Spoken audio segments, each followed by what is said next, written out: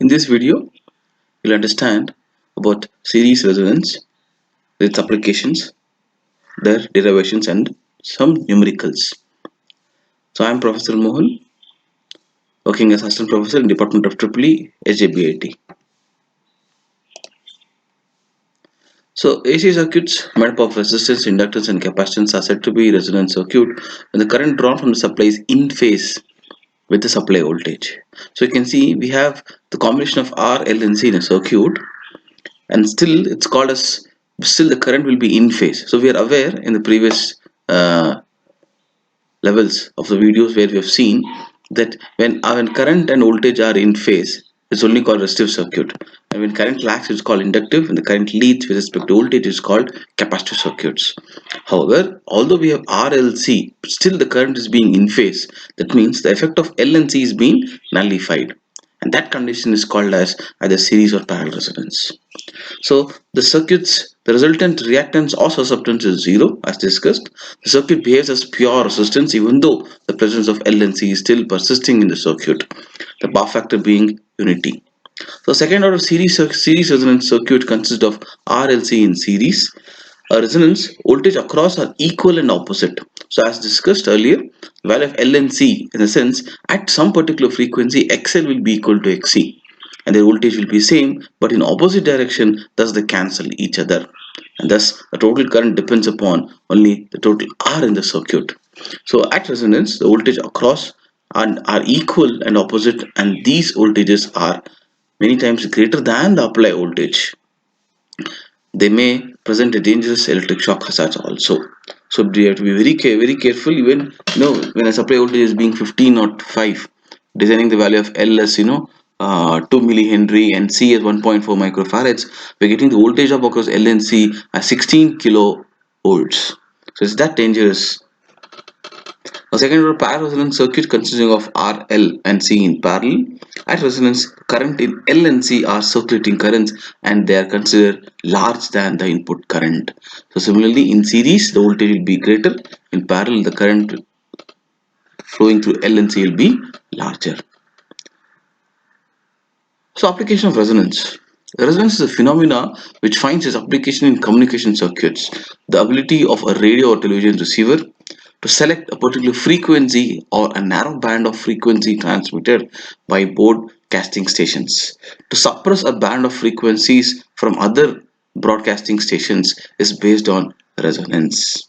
So we'll design in such a way that we know particular frequency only to catch the signals or send the signals. So we use the application, the phenomenon of resonance is carried out. So let us see the basic concepts which are required to solve problems and some derivation concepts which they would ask in exams with respect to series resonance. So series resonance, as the name is evident, RLC are being series, thus it is called series. And we know it's an AC source, but still we represent as plus minus. It's only because this is one half cycle of the waveform. Okay, so resonance can be achieved in three different ways: varying W, varying L, and varying C.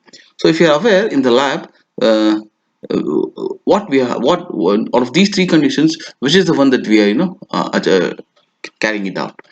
So we are carrying out the first one, variable frequency omega, variable frequency radio frequency f, variable frequency f. So as we vary frequency at one particular value of frequency, XL will be equal to XC, thus the resonance is achieved. So let's see the formula. How do we find out theoretically at what particular frequency we'll have resonance? Okay, so at resonance, X is 0, that is reactance is 0. If omega naught is the frequency at which resonance occurs, then L and C would cancel. So thus we know the total impedance of circuit is Z, which is equal to Ri plus XLi minus XCi. And under resonance we are saying that they are equal. That is XL is equal to XC. That is omega naught L is equal to 1 by omega naught C. Now what is omega naught? So omega naught indicates it is at a particular frequency, not just any frequency. So at one particular frequency they are equal. So let us coin them as omega naught. So simplifying this, we get omega naught is equal to 1 by root of LC, because no, I just skipped one step here, because as omega naught moves here, it becomes omega naught square, and transferring and taking square on both the sides, square root on both the sides, this the square root cancels. So this I've skipped one step here. I hope you understand. And rewriting omega naught in terms of frequency, that is angular velocity in terms of frequency, is 2 pi f naught is equal to 1 by root LC. And thus f naught is 1 by 2 pi root LC, which is resonant frequency. So if you know the value of L and C alone is enough to calculate at what particular value of frequency your XL will be, the inductive reactance will be equal to inductive capacitance. Is it whole and soul depends upon L and C values. So if you know that R into Y plus I into XLI minus I into XLI XEI minus E is equal to 0, as we apply KVL, this is the equation that we get. And at resonance, these two are equal but opposite in direction, thus they cancel each other. Thus we have the equation as R into I minus E equals to 0, or I is equal to E by R amperes. The maximum current under F naught, it just depends upon the total resistance in the given circuit. So for any of the frequencies, the current will be minimum. If the frequency is less than resonant frequency, if the current is more than resonance frequency, right, the current will be minimum but maximum only under F naught or omega naught. So if you take V, that is the vector diagram. If you take V as a reference, the current for pure resistance will be in phase. For pure inductance, it will lag by 90 degrees, and for pure capacitance, it will lead by 90 degrees.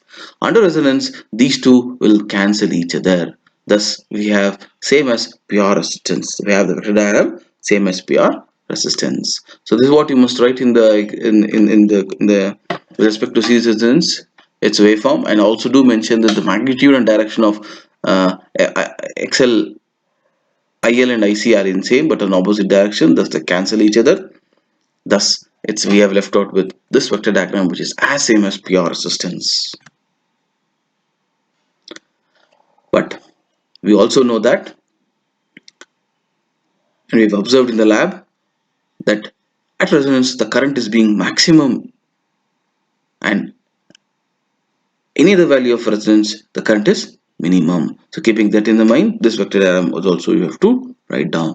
So three vector diagrams with IL, with IC, with pure R, and also do mention that the current is being maximum with this vector diagram.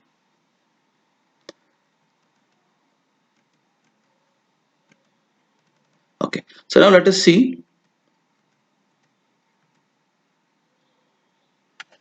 Now, taking a frequency and current on X and Y axis respectively.